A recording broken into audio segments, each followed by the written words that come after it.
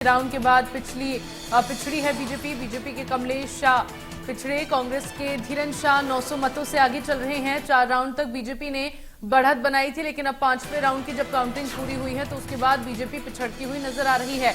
अमरवाड़ा उपचुनाव मतगणना लगातार जारी है। 5वें राउंड के बाद बीजेपी पिछड़ गई है।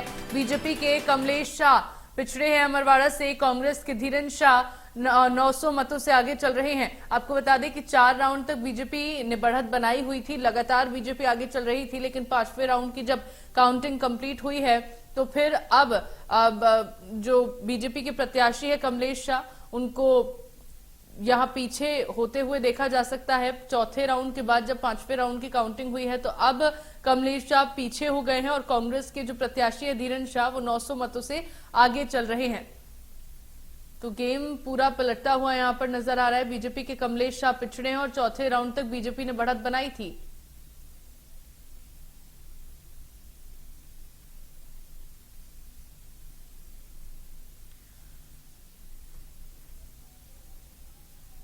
और खबर पर ज्यादा जानकारी के लिए संवाददाता अफाक हुसैन मेरे साथ अमरवाड़ा से लाइव जुड़ गए हैं, उनका रुख कर लेते हैं। अफाक, इस वक्त क्या स्थिति बनी हुई है अमरवाड़ा में, क्योंकि काउंटिंग लगातार जारी है। पहले 4 राउंड में बीजेपी ने बढ़त बनाई हुई थी, लेकिन 5वें राउंड के बाद कमलेश शाह पीछे हो गए, धीरन शाह आगे हैं, 900 मतों से आगे चल रहे हैं।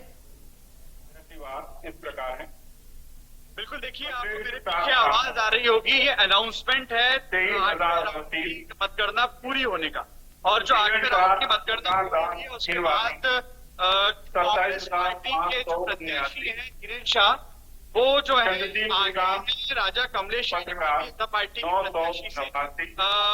जो आंचलकुंड का क्षेत्र है तो 6वें राउंड की गिनती के बाद जो धीरन शाह है वो आगे हो गए। हालांकि अभी पूरे 12 राउंड 11 राउंड जो है वो बाकी है, तो अभी और क्या होने वाला है देखने वाला विषय होगा। लेकिन कहीं ना कहीं ये जो मतगणना है क्योंकि पहले शुरुआती 5 राउंड तक 4,000 मतों से राजा कमलेश जो भारतीय जनता पार्टी के प्रत्याशी हैं वो आगे। उसके बाद जैसे 6वां राउंड खुला तो धीरन शाह ने अचानक से लीड 900 मतों से वो आगे हो गए। अभी जो ये 8वां इसका अगर तकरीबन 2000 मतों से धीरन शाह जो है वो आगे। हालांकि लीड में बहुत अंतर नहीं है, क्योंकि इसके पहले वाली जो लीड थी वो कहते हैं बड़ी थी, और उसके बाद फिर जो राउंड खुला है उसमें कांग्रेस पार्टी की लीड कम हुई है, तो इस लिहाज से 4000 की लीड अब 2000 पे आ गई है। तो अभी जो बाकी के राउंड्स खुलने हैं उसमें ये देखने वाला विषय होगा कि क्या होता है। लेकिन कहीं ना कहीं काउंटिंग दिलचस्प होती जा रही है, और जैसे कि त्रिकोणीय मुकाबले की बात लगातार हो रही थी, एक तरफ जहां भारतीय जनता पार्टी और कांग्रेस के बीच तो सीधा सीधा मुकाबला था ही, वहीं गोंडवाना गणतंत्र पार्टी के जो देव रावण भलावी हैं वो भी खासी टक्कर देते हुए दिखे, और अच्छा खासा जो वोट है वो उनको प्राप्त हुआ है। तकरीबन 8000 से ज्यादा मत उनको प्राप्त हुए। तो इस हिसाब से कहा जा सकता है कि त्रिकोणीय मुकाबला था, और जो गोंडवाना गणतंत्र पार्टी जो मत ले रही है वो कहीं ना कहीं कांग्रेस पार्टी के ही मत जो है उसको नुकसान पहुंच रहा है। तो देखिए, जैसे जैसे अभी पेटियां खुल रही हैं, काउंटिंग लगातार जारी है। मैं जहां पर मौजूद हूँ ये मतगणना स्थल है, तमाम यहाँ पर मीडिया कर्मी मेरे साथ मौजूद है, अधिकारी मौजूद है, और ये वो मंच है जहां पर जब जो प्रत्याशी जीतेगा उसको सर्टिफिकेट देने का काम कलेक्टर यहाँ के करेंगे। तो फिलहाल मतगणना जारी है, और 8 राउंड जो कंप्लीट हुए उसके बाद तकरीबन 2000 से ज्यादा मतों से कांग्रेस के धीरन शाह आगे चल रहे हैं। जी बिल्कुल, क्योंकि पहले देखा गया कि कांग्रेस पीछे चल रही थी, बीजेपी के जो प्रत्याशी हैं वो कमलेश शाह आगे चल रहे थे, लेकिन अचानक से गेम पलटा है और 4 राउंड के बाद जब 5वें राउंड की काउंटिंग हुई है तो उसके बाद 900 मतों से अब धीरन शाह आगे चल रहे हैं। तो एकदम से गेम यहाँ पर पलटता हुआ नजर आ रहा है और दिलचस्प ये काउंटिंग होती हुई नजर आ रही है। खैर, अफाक आप मेरे साथ बने रहिएगा। कुलभूषण सक्सेना भी मेरे साथ भोपाल से जुड़ गए हैं। कुलभूषण, आपके पास क्या जानकारी है काउंटिंग को लेकर?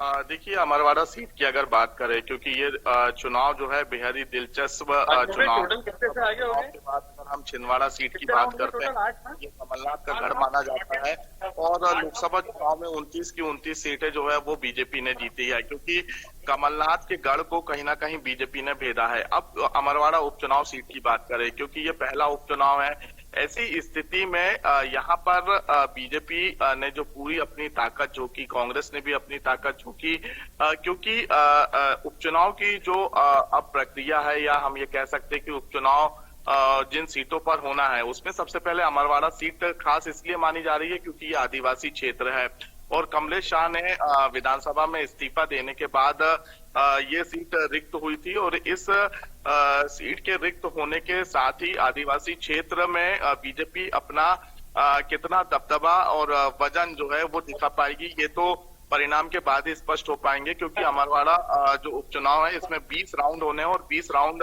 के अगर हम शुरुआती रुझान की बात करें तो जरूर कमलेश शाह जो कि बीजेपी के प्रत्याशी हैं, हालांकि वो पहले कांग्रेस के प्रत्याशी हुआ करते थे, तो वो शुरुआती रुझान में आगे चलते हुए नजर आए, बढ़त उन्होंने बनाई, लेकिन कांग्रेस के प्रत्याशी ने उन्हें चौथे राउंड में पीछे किया। हालांकि 20 राउंड होने हैं और 20 राउंड में अब ये चुनाव बेहद ही दिलचस्प होने जा रहा है और हर एक राउंड में हमें ये देखने वाली स्थिति मिलेगी कि कभी बीजेपी के प्रत्याशी आगे होंगे, कभी कांग्रेस के, लेकिन 20 राउंड तकरीबन 16 राउंड के बाद ही ये स्पष्ट हो पाएगा कि आखिरकार अमरवाड़ा सीट बीजेपी भेज पाती है या कांग्रेस। लेकिन हाँ, ये जरूर कहेंगे कि दोनों ही जो राजनीतिक पार्टियां हैं, इन दोनों ही राजनीतिक पार्टियों ने जो अपना पूरा दमखम दिखाया, कमलनाथ नकुलनाथ हालांकि स्टार्टिंग शुरुआती दिनों में अमरवाड़ा सीट से गायब रहे और बेहद ही कम दिनों में उन्होंने प्रचार प्रसार पूरा किया, लेकिन बीजेपी की तरफ से मुख्यमंत्री डॉक्टर मोहन यादव, प्रदेश अध्यक्ष विष्णुदत्त शर्मा और लगातार जो कैबिनेट के मंत्री हैं उन्होंने ये पूरा मोर्चा संभाला था, क्योंकि कमलनाथ की जो संसदीय सीट है, पहले लोकसभा चुनाव में इस सीट पे बीजेपी ने जीत हासिल की और अब बीजेपी चाहती है कि जो एक विधायक सीट है, क्योंकि तकरीबन इस लोकसभा सीट में 7 विधानसभा की सीटें आती हैं और 7 की 7 जो है कांग्रेस के कब्जे में थी। अब अगर अमरवाड़ा सीट कांग्रेस हारती है तो ये एक सीट बीजेपी की झोली में आएगी। हालांकि ये भी कहा जा रहा है, ये सब अभी फिलहाल सूत्रों के हवाले से जानकारी है कि कमलेश शाह को कमिटमेंट किया गया था कैबिनेट मंत्री का। अब देखने वाली बात होगी, क्योंकि कैबिनेट का विस्तार हो चुका है, रामनिवास रावत ने भी विधानसभा से इस्तीफा दे दिया है। अमरवाड़ा के बाद श्योपुर और बुधनी 2 विधानसभा सीटों में उपचुनाव होने हैं, लेकिन उसके पहले अमरवाड़ा के जो भी परिणाम आएंगे उससे स्थितियां लगभग स्पष्ट हो पाएगी। अगर कांग्रेस इस सीट से जीतती है तो अगले जो 2 उपचुनाव होने हैं कहीं ना कहीं उसमें एक बूस्टर डोज यहाँ पे कांग्रेस को मिलेगा और बीजेपी कहीं ना कहीं अगली दोनों सीटों पर मंथन करती हुई नजर आएगी। लेकिन अगर बीजेपी जीत दर्ज कर जाती है तो जो कांग्रेस का एक मनोबल है वो पूरी तरीके से समाप्त हो जाएगा, क्योंकि इससे पहले विधानसभा चुनाव के जो परिणाम रहे, लोकसभा चुनाव के जो परिणाम रहे, कहीं ना कहीं ये परिणाम के बाद अब कांग्रेस के पास कार्यकर्ताओं का टोटा है। कांग्रेस के पास अब ये कह सकते कि जो कार्यकर्ता जो नेताओं के पीछे खड़े होते थे उसकी भी कमी देखने को मिल रही है और लगातार विधानसभा, लोकसभा और उपचुनाव हारने के बाद अब जो मनोबल कांग्रेस का टूटेगा तो कहीं ना कहीं ये कह सकते हैं कि कांग्रेस को ये विचार करना होगा कि अगर हमें मध्य प्रदेश में वापस अपने पैर जमाने हैं तो हम किस राह पर चले। हालांकि दिग्विजय सिंह ने ये संकेत दे दिए हैं कि अगर कांग्रेस को मध्य प्रदेश में पैर जमाने हैं तो कहीं ना कहीं संघ की राह अपनानी होगी, संघ के पैटर्न में चलना होगा। तो अब देखने वाली बात होगी कि क्या दिग्विजय सिंह की सलाह को कांग्रेस संगठन मानेगा या फिर हवा हवाई, जो कहते हैं कि कांग्रेस हवा हवाई और जनता के भरोसे चुनाव लड़ती है, तो इसका कितना फायदा कांग्रेस को मिलता हुआ नजर आए। बिल्कुल, क्योंकि कुलभूषण अपनी साख बचानी है तो पैटर्न कांग्रेस को बदलना होगा, लेकिन फिलहाल अमरवाड़ा का जो उपचुनाव है उसमें भाजपा और कांग्रेस के बीच कांटे की टक्कर है। और इसी बीच मेरे साथ वरिष्ठ पत्रकार आशीष मिश्रा भी जुड़ गए हैं। आशीष जी, बहुत बहुत स्वागत करती हूँ इंडिया न्यूज पर आपका। आशीष जी, अमरवाड़ा सीट की अगर बात कर ली जाए तो चौथे राउंड तक तो बीजेपी के प्रत्याशी कमलेश शाह आगे चल रहे थे, लेकिन 5वें राउंड की काउंटिंग हुई तो उसके बाद अब धीरन शाह जो है वो आगे हो गए हैं 900 मतों से, यानी कि गेम एकदम से पलटता हुआ नजर आ रहा है। चूंकि छिंदवाड़ा कमलनाथ का गढ़ रहा है, इस बार नकुलनाथ को बड़ी हार यहां से हाथ लगी है। एक तरह से अगर देखा जाए तो कांग्रेस को अपनी साख बचाए जाना इस वक्त बहुत ज्यादा जरूरी है, लेकिन अभी जो स्थिति बनी हुई है, जो मुकाबला अभी चल रहा है, उसके लिहाज से अगर देखा जाए तो कितनी आसान अब कांग्रेस को छवि बचाने की और अपनी साख बचाने की जो राह है वो हो रही है, कितनी आसान हो रही है कांग्रेस के लिए?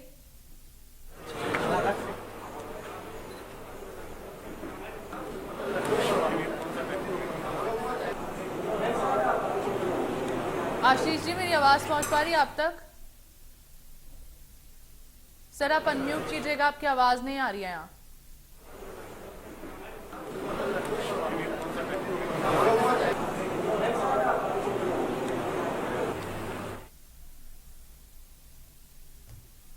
तो चलिए एक बार फिर से हमारे जो मेहमान हैं उनका रुख करेंगे, लेकिन इसी बीच मेरे साथ आफाक भी जुड़े हुए हैं, उनका भी रुख कर लेते हैं। आफाक, फिलहाल क्या देखा जा रहा है, क्या अभी स्थिति बनी हुई है? क्योंकि देखिए पिछले बार की अगर बात कर ली जाए 2023 में जब विधानसभा चुनाव हुए थे तब 88% वोटिंग यहां पर हुई थी, लेकिन अभी जो मतदान हुए हैं उसमें 10% की गिरावट लगभग देखी गई है। तो क्या माना जा सकता है ये जो 10% की गिरावट है वो कहीं ना कहीं आने वाले रिजल्ट पर भी असर डाल सकते हैं? 1211। देखिए 2023 में परिणाम की बात करें, पहले तो वोटिंग परसेंटेज की बात करें तो वोटिंग परसेंटेज काफी ज्यादा, और इस बार जो वोटिंग परसेंटेज है वो 78.17% बढ़ाएगी।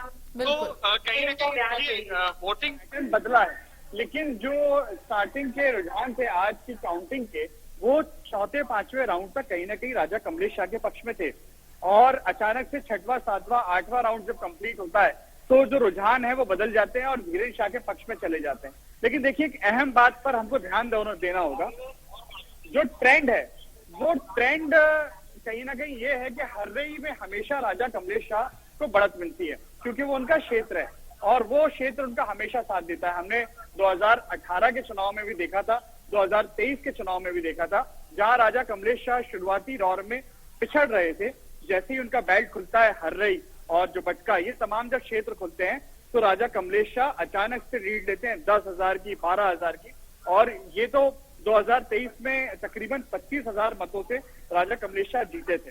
पर अब जब वो उपचुनाव में गए हैं, इस बार जब उपचुनाव हो रहा है तो देखिए बहुत सारा समीकरण बदल जाते हैं, ऐसे बदल जाते हैं कि राजा कमलेश शाह का खुद का vote bank plus Bharatiya Janata party ने जो ताकत लगाई, भारतीय जनता पार्टी की सरकार है, तो कहीं ना कहीं एक नैरेटिव सेट किया गया कि नैरेटिव ये सेट किया गया कि डबल इंजन की सरकार है भाई, अगर अमरवाड़ा की जनता भारतीय जनता पार्टी को वोट देती है तो विकास जो है वो दुगनी तेजी से होगा, ये भी एक नैरेटिव सेट किया गया।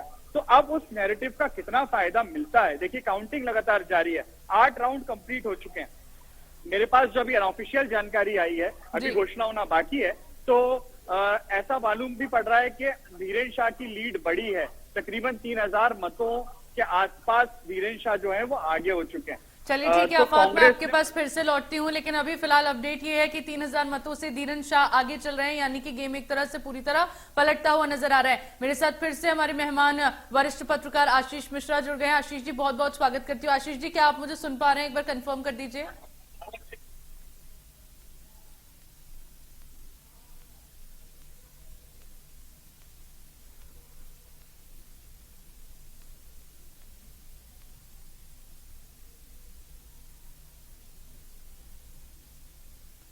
चलिए एक बार फिर से आशीष जी के पास चलेंगे, लेकिन इसी बीच आपको जो अपडेट है वो आपके साथ साझा कर देती हूँ। 3,000 मतों से लगभग धीरेन्द्र शाह आगे चल रहे हैं। 900 मतों से जब 5वें राउंड की काउंटिंग कंप्लीट हुई थी तब तक 900 मतों से आगे चल रहे थे, लेकिन अब कहा जा रहा है कि 8 राउंड पूरे हो चुके हैं और अब तक 3,000 वोटों से धीरेन्द्र शाह जो है आगे बढ़ रहे हैं। कहा जाए कमलेश शाह की अगर बात की जाए तो इससे पहले शुरुआती जब हुई थी काउंटिंग की शुरुआत जब हुई थी तब कमलेश शाह जो बीजेपी से प्रत्याशी रहे हैं, हालांकि कमलेश शाह इससे पहले कांग्रेस में थे, कांग्रेस से विधायकी का इस्तीफा देकर जब उनकी वो सीट खाली हुई वो बीजेपी में शामिल हुए, उसके बाद अब इस सीट पर दोबारा उपचुनाव करवाया जा रहा है। उपचुनाव में बीजेपी की तरफ से प्रत्याशी खड़े हुए हैं कमलेश शाह और कांग्रेस की तरफ से धीरेन्द्र शाह को खड़ा किया गया है। हालांकि बीजेपी एक तरह से मजबूत नजर आ रही थी, लेकिन अब जो स्थिति बनी हुई है उसमें धीरेन्द्र शाह आगे चल रहे हैं। मेरे साथ एक बार फिर से वरिष्ठ पत्रकार हमारे मेहमान आशीष मिश्रा जुड़ गए हैं। आशीष जी, क्या मेरी आवाज अब पहुंच पा रही है आप तक? और बड़े भाजपा नेता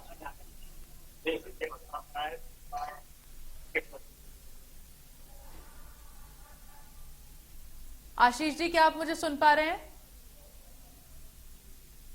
चलिए ठीक है, शायद टेक्निकल इशू की वजह से आशीष जी के पास मेरी आवाज नहीं जा पा रही है, उसको ठीक करने की कोशिश करेंगे। लेकिन हमारे साथ संवाददाता आफाक हुसैन लगातार बने हुए हैं। आफाक का एक बार फिर से रुख कर लेते हैं।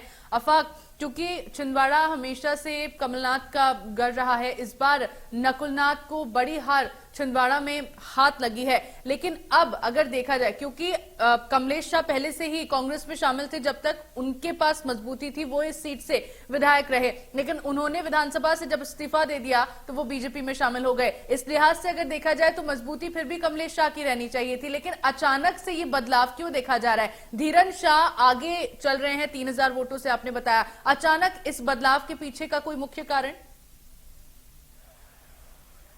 देखिए, सबसे पहले हमें इस बात पर गौर करना होगा कि अगर हम असेसमेंट की बात करें तो अभी पूरे 11 से 12 राउंड बाकी हैं और राजा कमलेश शाह का जो वोट बैंक है वो पट्टा खुलना अभी बाकी है। तो ऐसी उम्मीद है कि राजा कमलेश शाह की लीड एक बार फिर से बढ़ेगी, क्योंकि हमने 2018 में और 2023 के चुनाव में रिजल्ट में ये ट्रेंड देखा है और यही मैं दोबारा से दोहरा रहा हूँ। लेकिन देखिए, आंचलकुंड दरबार के जो बाबा जी हैं उनके बेटे धीरन शाह हैं और कहीं ना कहीं एक आस्था का कार्ड था और ये कह लीजिए कि कहीं ना कहीं एक श्रद्धा की बात थी, क्योंकि लोग वहां जुड़े हुए हैं आंचलकुंड दरबार से और कांग्रेस का यही पत्ता जो था वो बहुत ज्यादा स्ट्रांग रहा, जिसे कांग्रेस ने मैदान में फेंका।